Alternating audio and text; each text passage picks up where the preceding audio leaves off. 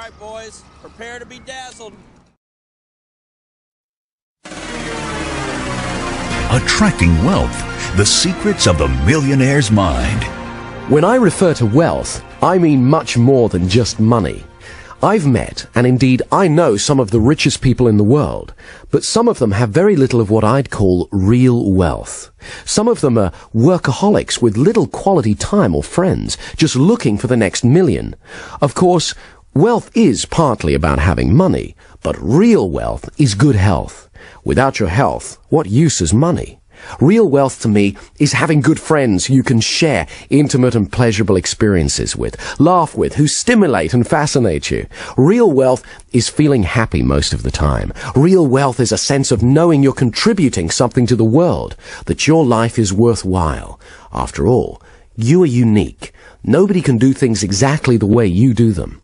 Everyone has special skills they bring to the world, and the fulfillment of that is a wealthy feeling.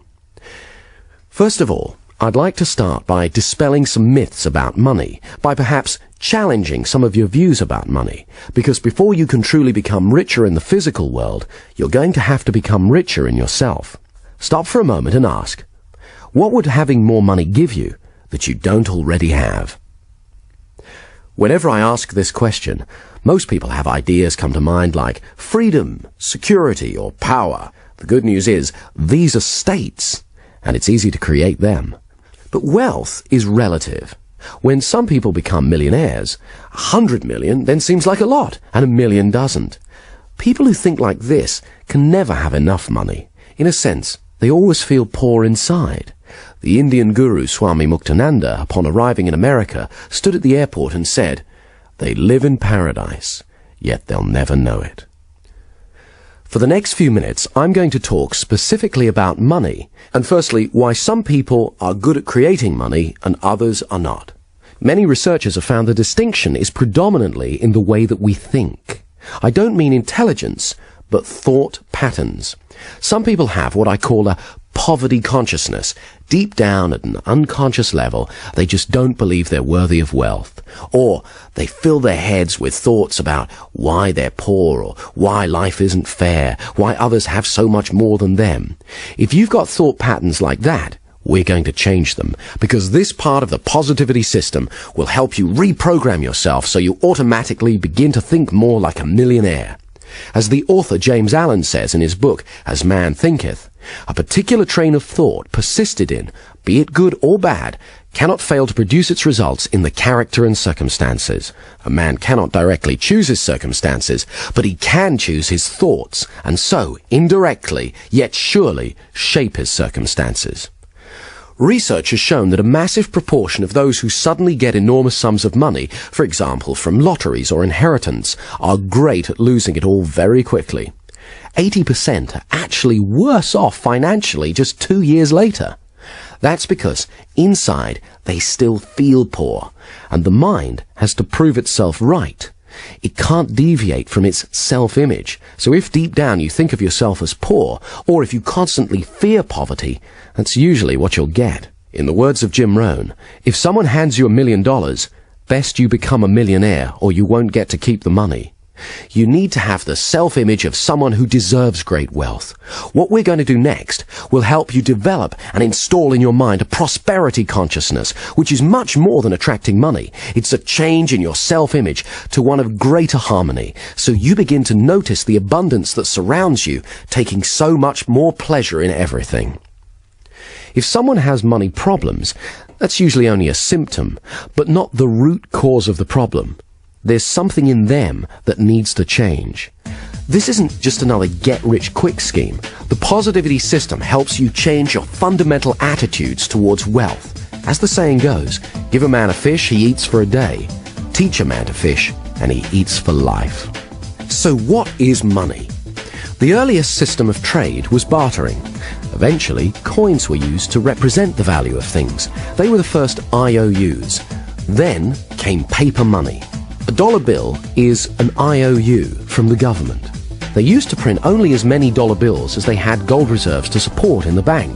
However, in the 1940s, the governments of the world decided to abandon the gold standard system. Since then, they've been printing money like it was going out of fashion. So now there's only a fraction of gold in reserve compared to the amount of paper money in circulation. Even paper money is being replaced by plastic credit cards and numbers in computers. So money is essentially a symbol. Quite simply, money is a form of confidence. Say, for example, you and I are sitting here and we have $1 bill between us, and we pass it back and forth. If we do it really quickly, in a week we could spend $1 million. Money is the oil in the machine of the economy of a nation. It allows the flow of goods and services. Another way of looking at money is as packaged experience. Your efforts and work is translated into money, then it's translated back into a vacation or an automobile or whatever. However, some people view money as a commodity, wishing to acquire money for money's sake. These people often fear not having enough money, so they hoard as much as they can. This slows down the economy of a country, just as it's harder for an engine to work without enough oil. Also, these days, there are plenty of people who use money to project power, success, and happiness. However, money itself is not a source of happiness. Happiness is a neurochemical event. It's a state that you generate within you. History is littered with people who found that money alone wasn't enough. Elvis Presley, Howard Hughes, Marilyn Monroe, Christine Onassis, and the Gettys are all prime examples. The musician Ry Cooder said, "All the money in the world is spent on feeling good." But you already know that good feelings are just states of mind and body. So part of the equation of becoming wealthier is simply to cut out the middleman and just have the good feelings that the money would have given you. Some people say, well, I can't feel self-respect or achievement until I have a certain amount of money in the bank. Of course, it's great to have targets and goals, but why don't you make one of them feeling good now? Let's talk about negative thoughts about money.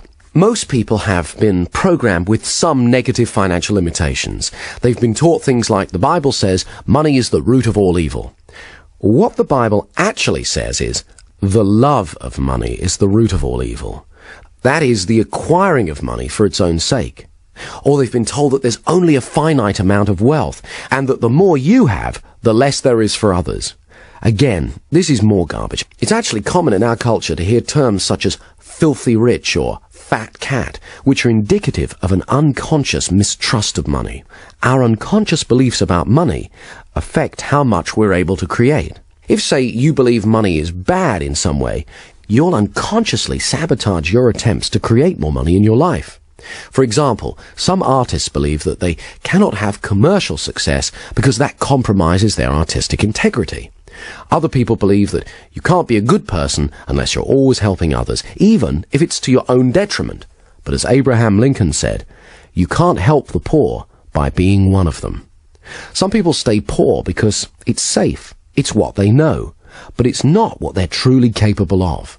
Quite simply, the outside world is a manifestation of our inner world. As you use the positivity system, you're going to let go of any old limited ideas you've had about money and program your mind to become more prosperous. Limited ideas about money are historically derived. During the Middle Ages, the feudal system gave wealth to a privileged few, whilst the masses were tricked into believing that poverty was their salvation.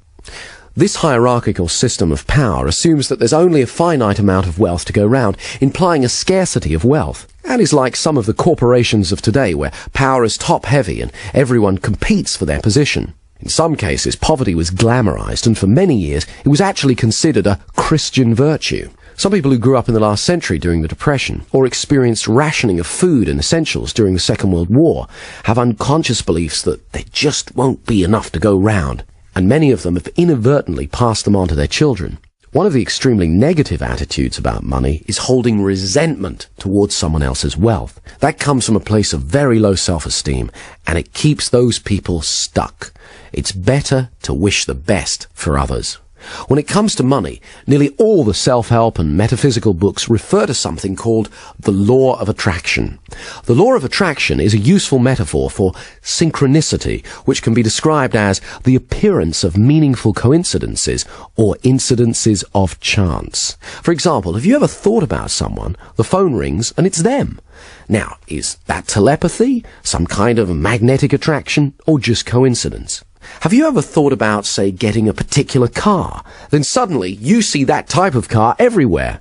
Maybe you're just noticing how many of those cars were there already. Wouldn't it be good to attune your mind to notice how many opportunities there are to become wealthier? Some people believe the mind is like a magnet, that what we hold uppermost in our attention, we attract to us. In other words, we always get more of what we focus on. In music, there's something called the principle of sympathetic resonance. If you have two pianos in the same room and you hit a C note on one piano, you'll find that the C string on the other piano will start vibrating in resonance at the same rate. In the same way, you're always attracting people and circumstances that resonate with your predominant thoughts. Whether you choose to believe in the law of attraction or not, it's interesting to note that many highly successful people do. Those who focus on the positive in life and attract it to them are called lucky. I personally believe we create our own luck. That is what's meant when it says in the Bible, "A man is what he thinks about all day long." Your thoughts are an energy that are powerful and creative. I've found that most wealthy and successful people tend to employ the same simple habits and beliefs about prosperity. However, the same rule of habits and beliefs applies to poverty as well. I believe that many people help to keep themselves poor through the beliefs and habits they have towards money. They use the evidence that their lack of money has made them poor, whereas sometimes their poor behaviors in relation to money is what keeps them from experiencing abundance. They've affirmed over and over again, often unconsciously, that they're poor, so it's become a self-fulfilling prophecy, a poverty consciousness. What the positivity system does is helps you to change that. I'd like to share with you some techniques that I've used myself that have helped me dramatically increase my personal wealth. I've taught them to others, they've also increased their wealth, and now I'd like to share them with you. One of the first things that made a major difference for me was consciously deciding to do things differently. Years ago, I definitely had a poverty consciousness, worrying constantly about being poor or how not to be poor. So guess what? My attention was, yes, on poverty. For example, when a bill would come through the mail, I'd open it, I'd worry about how I was going to pay it, I'd feel poor inside. Obviously, it's important to be financially organized and consider how best to pay bills. However, I was also affirming to my unconscious mind a poverty belief. If you're going to be wealthy, it's just as important to prepare for wealth by feeling rich inside. So what I started to do when I opened a bill was vividly imagine I had thousands in the bank. You can imagine how good that feels. I was sending a new message to my unconscious. Some people try saying affirmations like, "I am truly wealthy." But if deep down you don't believe that, it's next to useless. You have to create a feeling of wealth by vividly imagining yourself as wealthy over and over again. Next, I needed to change my self-image around money. I had a scruffy little checkbook, one that reflected my scruffy little finances at the time. So I changed banks and got a clean new one to help me start to feel different. The mind is sensitive, so it's important to signal to yourself that positive changes are happening. Then the real fun began. I needed to get a strong sense of what greater wealth would be like. So I got an old bank statement, cut it up, removing the bits that said overdrawn, and began to rearrange the figures and glued it back together, showing that I had thousands in credit. As soon as I'd finished, I burst out laughing. Actually holding it in my hands, it began to feel more real. Within a few months, the imaginary amount had become a reality. Having that tangible piece of paper, the bank statement, had really helped. So I went about making a scrapbook, collecting pictures of things I wanted, places I wanted to visit, people I wanted to meet. Remember, the mind needs a sensory-rich experience of what you want it to make real for you.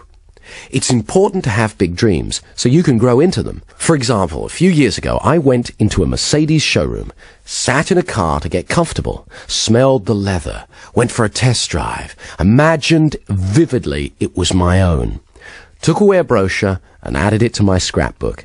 Imagined driving it every day. Pretty soon, I started to see Mercedes everywhere. My mind was now focused on getting me one. And chance favors the prepared mind. So it wasn't long before a bargain came along, and I bought my first Mercedes. As George Bernard Shaw said, some men see things and ask why. I dream things that never were and ask, why not? A friend of mine got really into this type of creative visualization. He'd been practicing on visualizing parking spaces. Amazingly, it seemed to work. So he decided to go for bigger things. He'd never traveled abroad, and he really wanted to, but he didn't have the finances. So he collected together a bunch of travel brochures, cut out the pictures of all the places he wanted to go, and stuck them in his scrapbook. This is the funny part. He packed his suitcase every Sunday for a month and went to the airport. He even stood in line. He'd then come home and watch a video of a program about travelling on Concorde and look through his scrapbook at all the places he wanted to go. He really gave himself, his unconscious mind, that experience of travelling to and enjoying exotic locations. He focused on it for a month non-stop because he believed you always get more of what you focus on. Suddenly, he was called into his boss's office and asked if he would become their international correspondent. His boss explained it would mean travelling all over the world. He could hardly believe it. Most amazingly of all, when he arrived in a small village in Switzerland, he began to get a feeling of déjà vu. It was only when he got back to England and checked in his scrapbook that he found it was the exact same village that he'd been visualizing. Extraordinary as it may seem, I've witnessed many such occurrences similar to this since. I personally have become more skeptical about coincidences and am willing to consider that in some cases it's as though the mind may actually have the ability to attract events, things or people to us. When I made a TV series about paranormal phenomena, we featured one experiment conducted by a French scientist. He created a robot that moved in a random pattern around the room. Then, he hatched a group of chicks. When a chick's born, the first thing it sees it believes to be its mother. This process is called imprinting. The chicks imprinted on the robot as their mother. Then, he put the chicks in a cage in one corner of the room and switched the robot on. Amazingly, it stopped moving randomly around the room and moved over to the area where the chicks were. There it stayed, moving back and forth. Strong evidence for the existence of what's known as psychokinesis, or in other words, mind over matter. It appeared that the chicks were somehow willing the robot that they believed to be their mother to stay with them. At Princeton University, hundreds of thousands of experiments have been conducted testing human ability to influence machines and physical matter. When I made my TV program about paranormal phenomena, I interviewed Dr. Michael Ibbison from Princeton University, who'd been conducting a number of experiments which strongly point to the existence of psychokinesis. Some people are better at it than others, but it's like anything. The more you practice it, the better at it you get. I began to wonder, could it really be possible to literally attract money? What is interesting is that many rich people believe that's how they do it. But how do you do it? It's very simple, but it does take regular practice.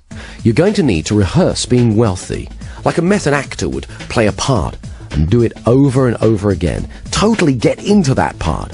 Okay, the first thing you need to do is get a scrapbook and start collecting pictures of things that you want, people you'd like to meet, places you'd like to go, things that you really want, anything that you want to bring into your life. Incidentally, it can just be a symbol you desire. Then, go about creating sensory-rich experiences of your goals. If it's a particular car, go about getting a test ride. Then it'll be easier to vividly imagine driving one over and over again.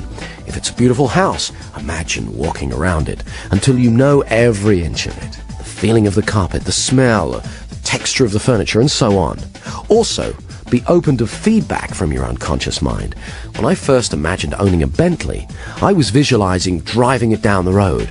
But other cars kept bashing into me. No matter how hard I kept trying to get out of the way. I took this to be a warning that, although I could get a Bentley, the cost at the time might be some jealousy. In other words, there was a cost greater than money than I'd foreseen. The next step is, every day, look at your scrapbook. Imagine what it would be like living your desire. See what you'll see, hear what you'll hear, and feel how good it'll feel. Do it as often as you can every day. You may not get instant results. You can imagine how chaotic the world would be if every whim or fancy we ever had suddenly materialized, but you will begin to set the process in action. Okay, I'd like you to stop for a moment and imagine how your life would be different if you are much wealthier. How will you walk? How will you talk? How will you feel? How will others treat you? How will you feel about paying bills? What kind of luxuries will you have? What will you buy? How will it feel better to be earning more money? Think about this every day until you become very comfortable and used to it. Right, next, here are the 20 best ideas that I can give you on how to start increasing your wealth today. Any one of these will make a difference. As you start using more and more of them, you'll move even faster towards a wealthier life, towards the millionaire's mind. Number 1, save first, then spend what you can truly afford.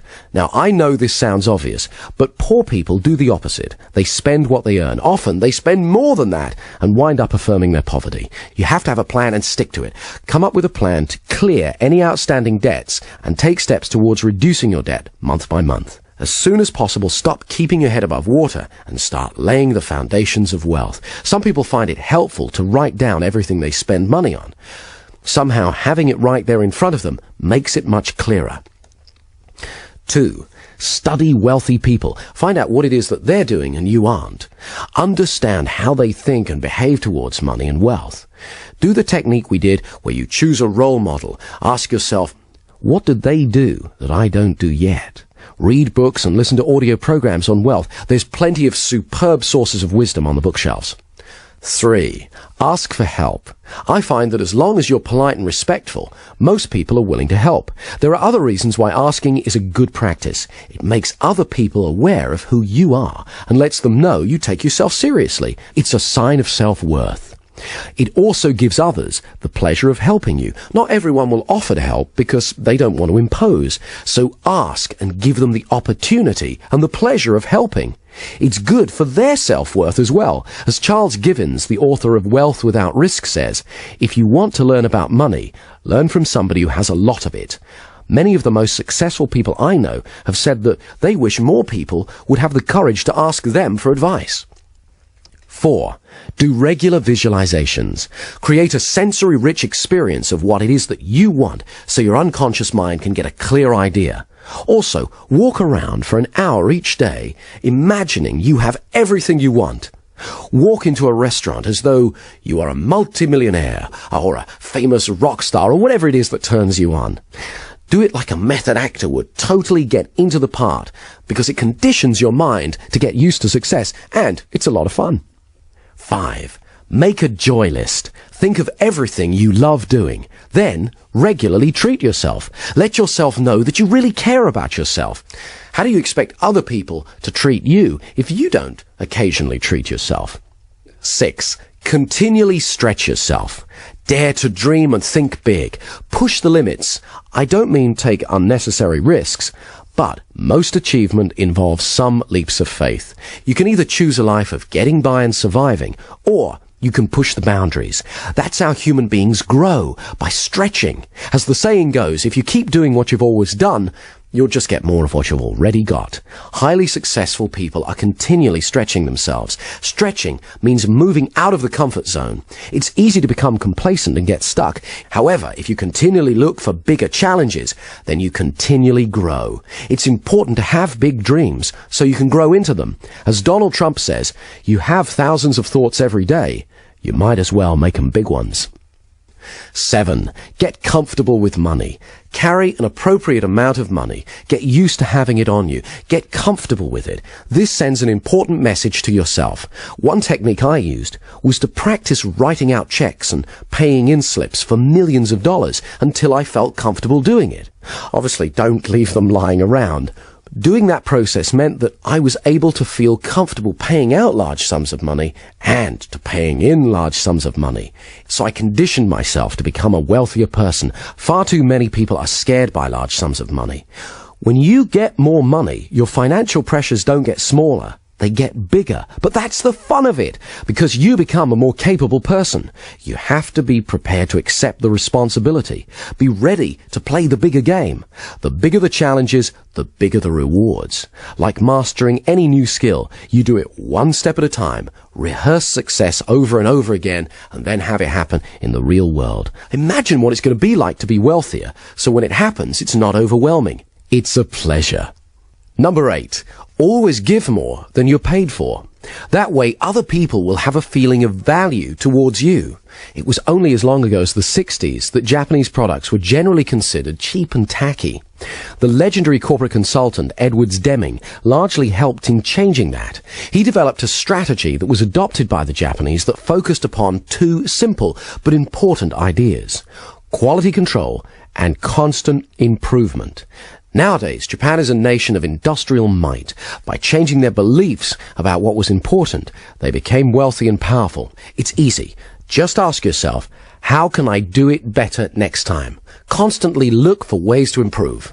Number 9, an attitude of gratitude. Now, I know it sounds like a cliche, but it really works. An attitude of gratitude is the exact opposite of a poverty consciousness. When you start to regularly think of all the good things you have, of how fortunate you are, that sends a strong message of abundance to your unconscious mind and creates a flow of prosperity. One of the single most important things you can do is make a practice every night before you go to sleep of thinking through all the good things in your life. Your health, your friends, your opportunities, where you live in the world, and so on. And say thank you to God, to life, the universe, whatever it is that you feel most comfortable doing. A friend of mine has a great saying along these lines: today's gratitude buys you tomorrow's happiness. Of course, this also applies to people. Others love genuine gratitude, and it encourages them to help you again and again in the future. Number 10. Stop seeing poverty as a problem and treat it as a challenge. Most wealthy people have to overcome it at some time in their lives. You don't have to make millions overnight. Just start making a bit more and more each day. Number 11. Watch out for those old patterns of affirming poverty. For example, don't steal paper clips from the office. Anyone who's truly wealthy wouldn't need to. Feel good about paying bills. They're from people who believe that you can pay. They're more symbols or affirmations of wealth. Number 12. Stop wasting time on unimportant things. Figure out what's most important to you and prioritize your life accordingly. I used to get caught with this one. Let's say your time's worth $100 an hour. Spending 2 hours calling round trying to get a lower price on something of $50 is bad money and time management. Number 13. Write down good ideas as soon as they come to you.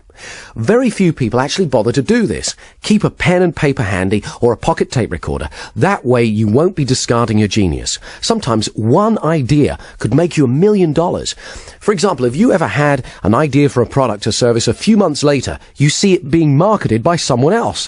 What's the difference between you and them? They took action. They made a note of their idea and then they went out and did something about it.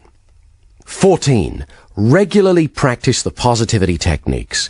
For most people, opportunities to become wealthier present themselves every day without being leapt upon or even noticed.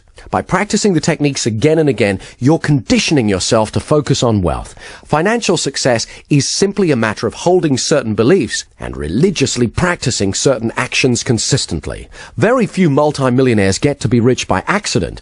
They do it by certain ways of thinking and behaving in the world. Now it's your turn. 15. Make sure you pay yourself.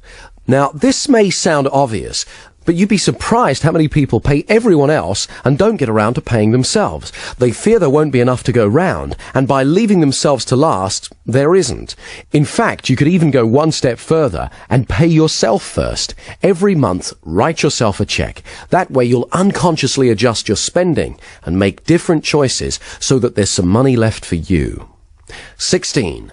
Know your weaknesses. Everybody knows what they're good at, but not everyone's good at admitting their limitations. A friend of mine's father suffered from this. He was a highly creative man, but not a skilled businessman. He made a lot of money from his creative work and lost nearly all of it through bad business deals. He loved the business he was in, but overstretched himself, thinking he could do everything. As my friend said on the matter a few years later, just because you like food doesn't mean you should be running a restaurant. There's some things I'm not good at, so I can either spend time and effort mastering them or hire someone else to do them. Number 17. Get in touch with your passion every day. I remember years ago when I first got interested in hypnosis, one of the old stage performers I was learning from was a salesman. He couldn't go for long without selling something to someone. We'd be out and he'd strike up a conversation with a person on another table. He'd find out their needs and offer to sell them what it was that they wanted. Often he didn't even have it. He'd then have to go and acquire it himself. He loved the thrill of persuading someone else. One day he knocked on my door and asked me to drive him home. I inquired where his Rolls Royce was. He explained that earlier he'd been in the bank, he got carried away and sold it to someone. When I asked him what he thought his secret was, he said, excitement and passion are contagious. When you get truly passionate about what you want to do, others will find themselves drawn to you. If you want to know more about this kind of thinking, I recommend you read Do What You Love, The Money Will Follow by Marsha Sunita. 18. Take the fear out of making money. This is a concept running throughout Dr. Richard Carlson's book, Don't Worry, Make Money. He's got some very empowering ideas. For example, stock away a large pile of money, if you can, a year of living expenses. It may involve some self-discipline, but it'll give you a massive psychological safety net. He tells the story of two men who were both offered the same job with a startup computer company in the 70s. The offer was for very low pay, but with a large piece of stock. The man who was living paycheck to paycheck thought it was too risky and passed. The one who'd put away some savings took the offer, and needless to say, within a few years he'd amassed a huge fortune. The moral of the story is that in most cases, creating abundance usually involves some risk. As the saying goes, risk is the currency of the gods.